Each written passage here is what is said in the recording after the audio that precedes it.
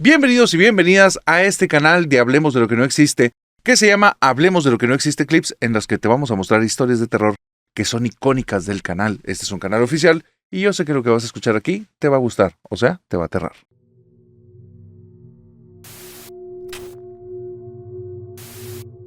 Querida familia nocturna, resulta que dentro de las filas de la familia nocturna existen personas muy distinguidas. Y se los quiero decir tal cual lo leí hace apenas unos días. Me llegó un correo diciendo: narrador, mi nombre es Natanael Cano y soy fanático de las historias de Hablemos de lo que no existe.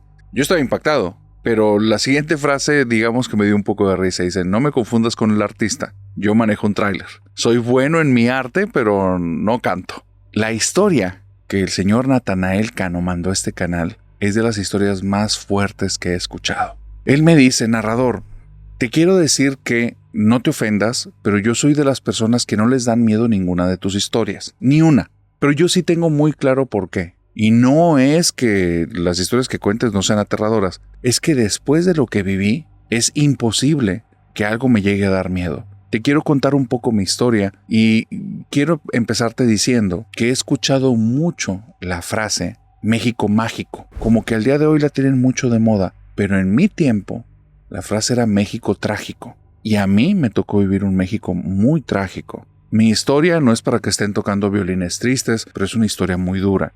Y te la voy a contar porque la cereza del pastel fueron cuando comenzaron a ocurrir cosas paranormales. Y mi familia no solo no quedó bien parada, sino que se llevó a varios de los miembros, las situaciones que vivimos. Por eso, nada de lo que cuentes me puede dar miedo. Te voy a empezar a decir qué pasó. Esto fue por allá de inicio, mediado de los 90, no tengo como que el recuerdo así exacto de qué año fue, porque ahorita te vas a dar cuenta por qué.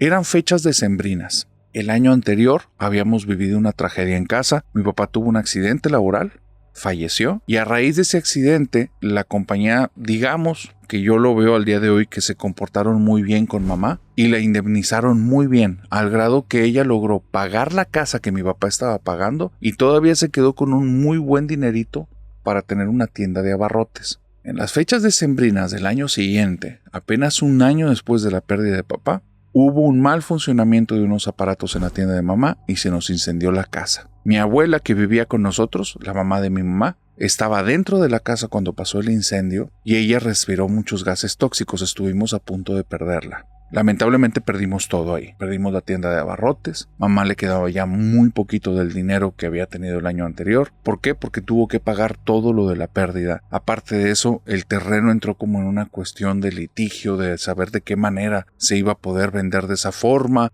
Los vecinos querían demandarnos. Fue una situación espantosa. Mi mamá estaba rota. Estaba deshecha. Yo en ese entonces tenía apenas 15 años. No sabía nada, no podía hacer nada. Y mi papá le había dicho a mi mamá desde que antes del accidente que él no quería que trabajara, que él quería que yo estudiara, que sacara a la familia más adelante, que ya con mis estudios les iba a poder dar un mejor futuro. Narrador, yo no estudié, pero ahorita vas a enterarte por qué. Cuando pasó el accidente en casa, cuando mi abuela estuvo a punto de morir, mi mamá estaba ya rota y yo no sabía qué hacer. Nosotros veníamos de una familia cristiana, pero la verdad es que yo nunca había sido como ningún practicante ni nada. Yo nada más los dejaba hacer y les seguía el juego para que no me estuvieran molestando. Pero ya estaba tan afectada mi familia que yo fui a buscar al pastor de la iglesia, que estaba apenas a 2-3 cuadras de esa casa, de la casa que se incendió, y el pastor, muy buena onda, que hasta el día de hoy le estoy agradecido, habló con toda la comunidad y entre todos hicieron una cooperación, tanto de bienes como de dinero, pero el problema es que la casa era inhabitable.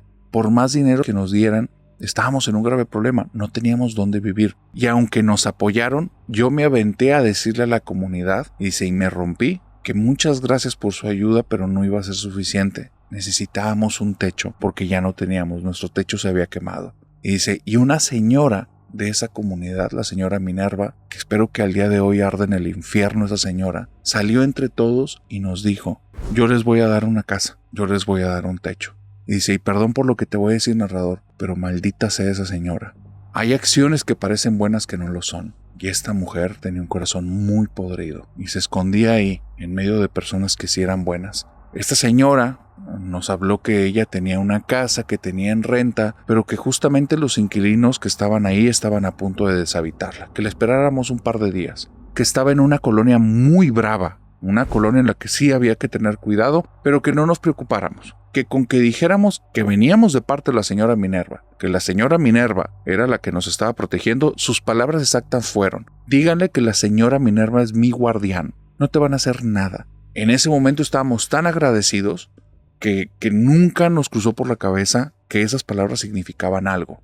En la colonia en la que fuimos, narrador, era una colonia brava, le quedaba corta, era una colonia sumamente peligrosa. En las noches, en las esquinas, o veías pandilleros reunidos en grupo, o veías personas que se estaban llevando su cabeza a otros lugares consumiendo cosas muy baratas que les quemaban el cerebro. Dice, era un lugar muy peligroso. Para que te des una idea, la casa era una casa de apenas 3 habitaciones y un área común. Las habitaciones eran chiquitas. Cabía una cama matrimonial y te dejaba el espacio de unos 2-3 pasitos para lo que era un closet, un espacio de unos 30 centímetros, para que ahí pusieras un tubo de extremo a extremo y ahí colgaras tus cosas. Era lo que había, no puertas, no más. Las habitaciones no tenían ventanas, estaban totalmente cerradas con una puerta. Y la habitación común tenía un ventanal de 2 ventanitas y una puerta. Ahí era la sala, comedor, cocina. Nos cabía un sillón de 2 personas pegado a una pared y casi enfrente del sillón la mesa del comedor, y a 6 pasos estaba la estufa. Nuestra sala, comedor, cocina medía más o menos un 3x4.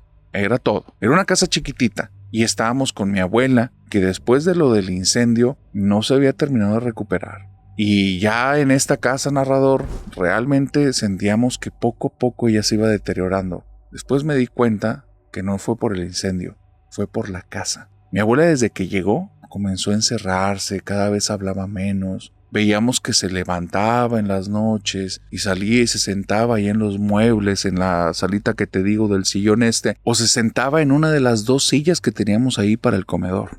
También nos dábamos cuenta que cuando nos levantábamos en la mañana, ella ya estaba ahí, sentada, y de repente empezábamos a ver que hacía como movimientos repetitivos, que se empezaba a mover adelante y atrás, y estaba sentada en el sillón y la veías haciendo esto todo el tiempo, atrás, adelante, y después los labios, empezaba como si estuviera masticando algo, y la veías moviéndose y masticando, y eso hacía que la señora, mi abuela, poco a poco estuviera poco tiempo aquí en nuestro mundo y mucho tiempo en su mundo interno, o sabrá Dios dónde. Hablaba ya cada vez menos, se veía triste, pero ¿sabes algo que notaba en sus ojos? Y nunca le dije a mi mamá. Se veía con miedo. Yo notaba que tenía una mirada de miedo.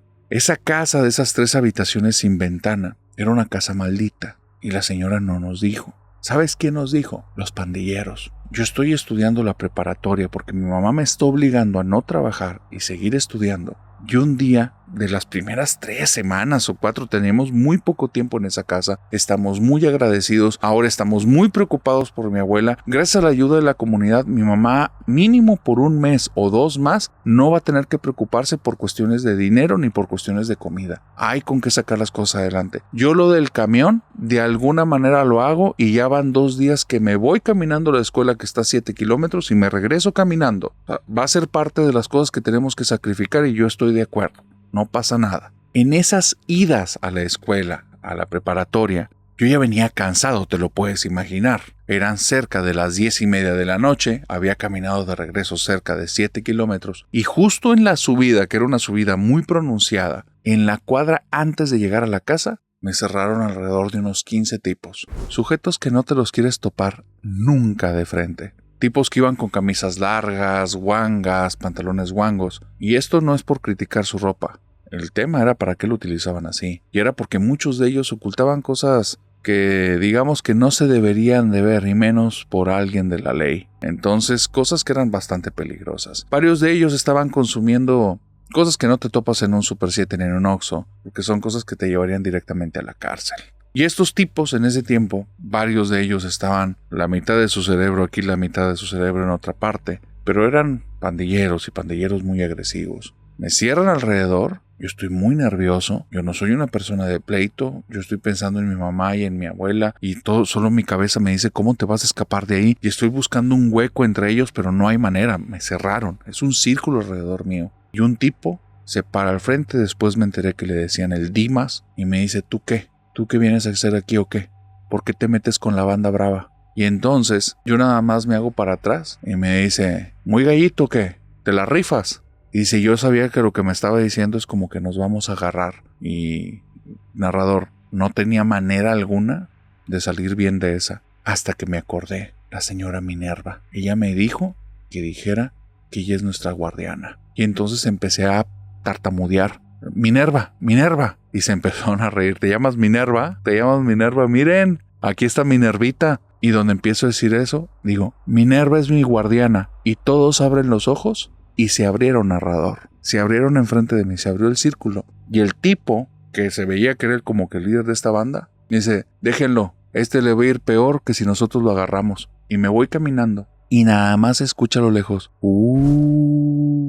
¿qué era lo que estaban hablando, diciendo? Yo no sabía, sentía que me había salvado y llego a la casa. Ese día que llego a la casa, narrador, empecé a entender un poquito de lo que me dijeron estos pandilleros. Cuando llego a la casa, resulta que la casa tiene un aroma sumamente pestilente, algo asqueroso, horrible.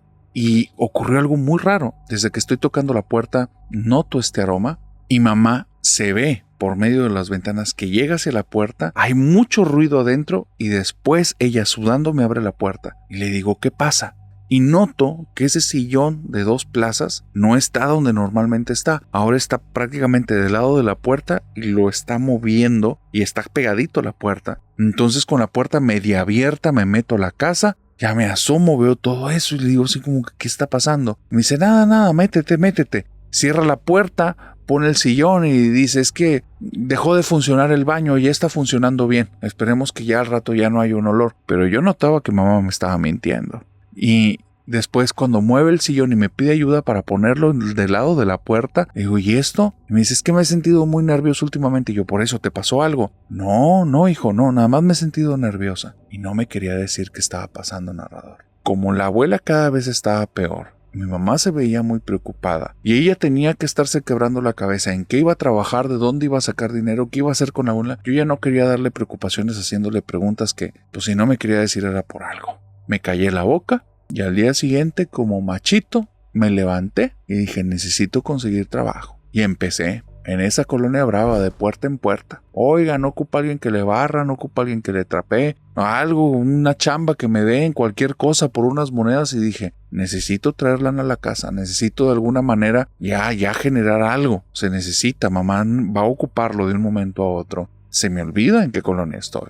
Se me olvida lo de los pandilleros, se me olvida contarle a mamá lo que pasó de la señora Minerva. Todo eso se me olvida y pasan varios días. Ya había conseguido monedas de pequeñas chambitas, desde personas de una tienda que me confiaban ir a comprarles alguna cosa y que se las trajera, a veces para un lunch, a veces para completar algo que les faltaba. Pinté varias paredes de varias casas y bueno, con maestros de la escuela, chambas de todo tipo. Desde bolear zapatos, remendar ropa, lo que me ponían a hacer, yo le entraba. Y ya me andaban dando chancita de buscar ahí trabajo de intendente y bajo el agua, o sea, de forma no legal ni oficial, pero se estaban cooperando varios maestros porque me veían con muchas ganas de trabajar y me iban a pagar algo.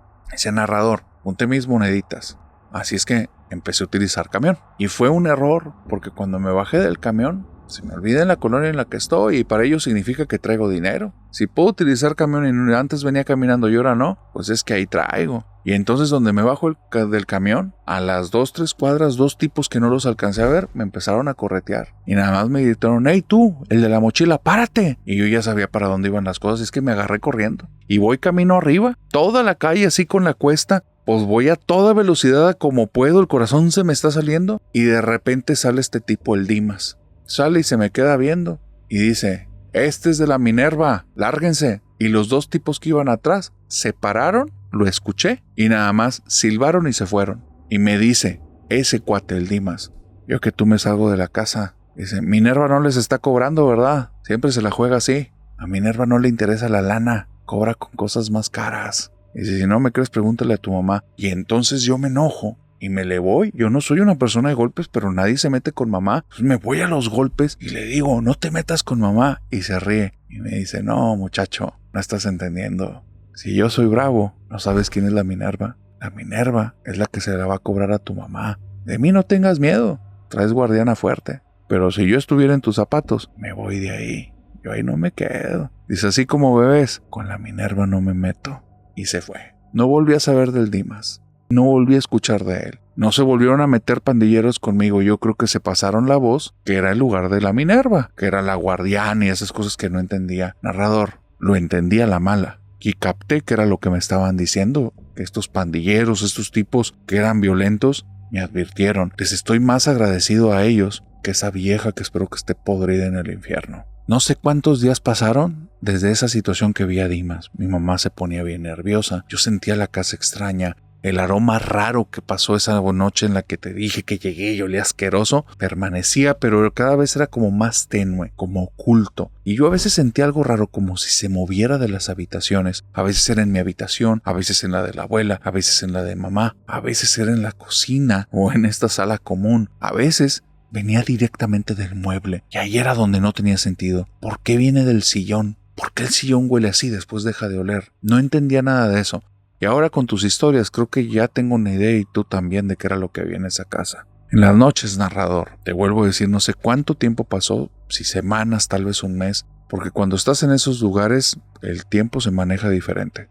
El tiempo es distinto. Mi abuela cada vez estaba más perdida. Ya casi no salía de la habitación. Le habíamos conseguido una mecedora ahí toda maltrecha, y en la noche yo me tranquilizaba sabiendo que la abuela todavía estaba ahí entre nosotros, porque se escuchaba el rechinar de la mecedora. Dice, pero en una noche que me voy a dormir, siento algo raro. Siento como si alguien me observara, y me acuerdo de cuando me cerraron estos tipos, de cuando me persiguieron por la calle, de cuando salió el Dimas, y se me viene a la mente el Dimas diciendo, yo que tú me salgo de esa casa. Cuando abro los ojos, narrador, en donde se supone que tenía que tener mi ropa colgada, no tenía paganchos, la tenía toda en el piso. Ahí, en ese punto, vi una figura enorme que se retorcía en el techo porque era más alta que el techo de esa casa. Tenía los brazos largos y no logré ver si tenía algún color de piel. Yo lo vi como una sombra, pero una sombra que cuando le posé la vista, volteó a verme.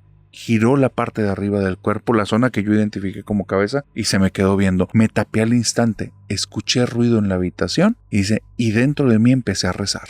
Empecé a rezar y empecé a decirle, Diosito, por favor, cuídame. Diosito, por favor, ayúdame. No sé cuánto tiempo pasó antes de que me quedara dormido, pero dije, no me vuelvo a quedar en ese cuarto. Esa cosa no me la imaginé, esa cosa yo la vi. Empecé a sentir miedo. Y tuve un grave error, narrador, porque me enfoqué tanto en el miedo que dejé de prestarle atención a mi mamá y a mi abuela. Mi mamá ya tenía también mucho miedo y se notaba en su mirada, pero ahí no me di cuenta. Me di cuenta mucho después, cuando ya era tarde. Mi abuela, su mirada ya estaba perdida, pero en el fondo, si te le quedabas viendo, parecía como el rostro de una persona que dentro de ella estuviera gritando por auxilio. Y yo no lo entendía en ese tiempo. Sin que mamá se diera cuenta, y sabiendo que mi abuela es la persona que está moviendo la mecedora toda la noche porque no está acostada en la cama, decido que ya no me voy a dormir en mi habitación.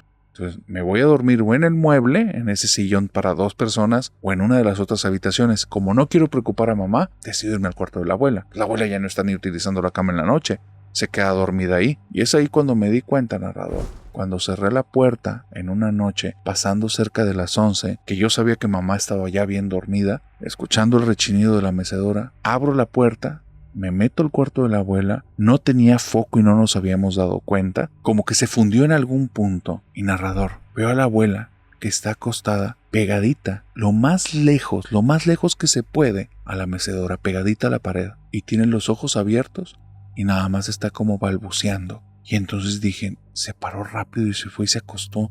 Si yo estaba escuchando ahorita la mecedora, y bueno, pues al final una señora grande. Me acerco, me acuesto en la cama y le digo al oído, me voy a dormir contigo, abuelita. Ojalá no te incomode. Y ella sigue como balbuceando con los ojos abiertos. Y yo dije, bueno, pobrecita, ya no está aquí, no me entiende. Me acuesto, narrador, me tapo. Y pasa no sé cuánto tiempo. Pero en la madrugada comienzo a escuchar a la mecedora que se mueve. Y me despierto. Y entonces abro los ojos para decirle a mi abuelita como, perdón, abuelita, porque ya para entonces debió haber tomado conciencia y ojalá no le haya dado un susto. Y le iba a decir, perdón, abuelita, me vine a dormir aquí. Y cuando abro los ojos, mi abuelita está enfrente de mí con los ojos abiertos y balbuceando, pero ahora sí se nota que tiene miedo. Y detrás de mí se está moviendo esa mecedora. Narrador, tengo un miedo terrible, porque el balbuceo de mi abuela yo se lo veo en los labios, pero comienzo a escuchar a la voz de una niña que me está diciendo en el oído: los señores de la noche, señores de la noche, los señores de la noche. Y noto los labios de mi abuela como si se estuvieran moviendo al mismo ritmo, como si estuvieran diciendo esas palabras: los señores de la noche,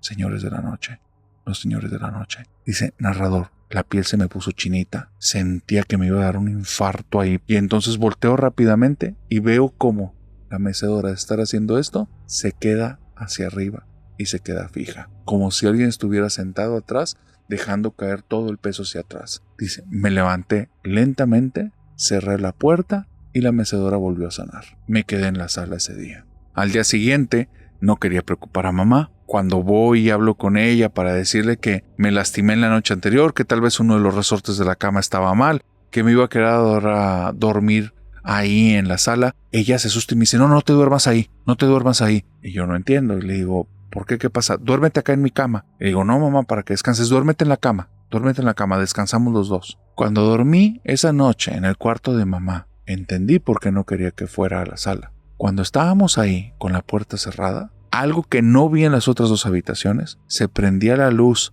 de la sala de esta zona que era la parte común, se prendía y se veían cómo se acercaba a alguien caminando y se paraba justo fuera de la puerta y se apagaba la luz, como si hubiera dos personas en la casa. Yo estoy viendo en la parte de abajo y mamá me dice, acuéstate, no les hagas caso. Y entonces le digo al oído, ¿por eso estás poniendo el sillón en la entrada? Y mi mamá me dice, sí, yo creía que alguien se estaba metiendo, pero es que ya están adentro. Dice el narrador, no me había dado cuenta, pero mi mamá tenía semanas, tal vez meses, muerta de miedo y no sabía qué hacer. Decidí que de alguna manera tenía que enfrentar esas cosas. Le dije a mamá que no teníamos que ir de ahí. Hablé con ella y le dije lo que me dijeron los pandilleros, que de la señora Minerva, que ella es peor. Y entonces mamá me dijo que no nos fuéramos de ahí, que esa era nuestra casa, que nos teníamos que quedar, que nada más teníamos que ser valientes. Y eso ya no me hizo sentido. Mi mamá siempre había sido una persona como echada para adelante, una persona que a las situaciones que le generan conflicto, ella siempre de una u otra manera las afronta. Y aquí yo la veía con tanto miedo y diciendo que esa es nuestra casa, que nos teníamos que quedar, que ya no la reconocí. Empecé a ir preguntando por algún pastor, porque para mí eran las personas que me podían ayudar. Terminé cayendo con una supuesta bruja de la cuadra. Y cuando esa persona de esta colonia me fui y la visité, me preguntó que dónde vivía. Y yo le dije, acá la casa de doña Minerva, en el 363. Y me dice, no, con esa yo no me meto. Anda solo, mijo. Anda solo y que Dios te ayude, porque el diablo ya está contigo. Y me le quedé viendo y le dije, ¿cómo? Me dice, no te puedo decir más, pero si puedes y si logras, salte de la casa con los que puedas. Mamá y mi abuela, desde que llegaron ahí, era como si la casa los hubiera aprisionado, narrador, y yo no lo entendía. Me puse a darle vueltas. Mamá tenía semanas sin bañarse, tenía semanas sin salir de la casa. Ella todo el tiempo estaba utilizando la misma ropa. Parte del aroma fuerte de la casa era mi mamá. Y yo ya no lo notaba. Yo me daba cuenta que para mí ya era una rutina y poco a poco me estaba aprisionando al lugar. Así es que decidí un día que no más. Comencé a pedir ayuda en la preparatoria. Me tendieron la mano para que me prestaran un cuarto de servicio en una casa de mis compañeros. Y desde ahí empecé a buscar diferente ayuda de todos lados. Conseguí un pastor que fue a la casa a orar. Llegó, hizo oración. Mi mamá ese día que llegó estaba bien vestida, toda bañada.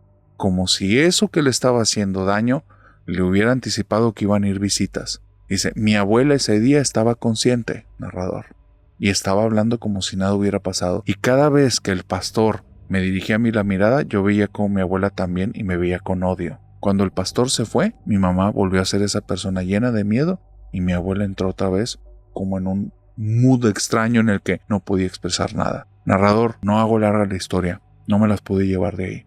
Mi abuela falleció meses después. Mi mamá se quedó todavía 1 año y medio, hasta que un día nada más me habló una vecina y fui a sacar nada más el cuerpo. Perdí a mi familia, narrador. El único que quedó fui yo. Y después de eso no había forma de seguir los estudios y yo, que fregados, yo no quería estudiar. Yo quería estar lejos de esa ciudad. Quería andar en todas partes, quería estar al mismo tiempo, no estar. Y ahí fue cuando aprendí que en las carreteras me despejaba, andando en camión de un lugar a otro. Y siempre que iba en el camión, me acuerdo que hice esta oración. Diosito, de alguna manera me salvaste. Te pido por favor, por mí, por el alma de mi mamá, de mi tita, y por favor llévate al infierno de doña Minerva.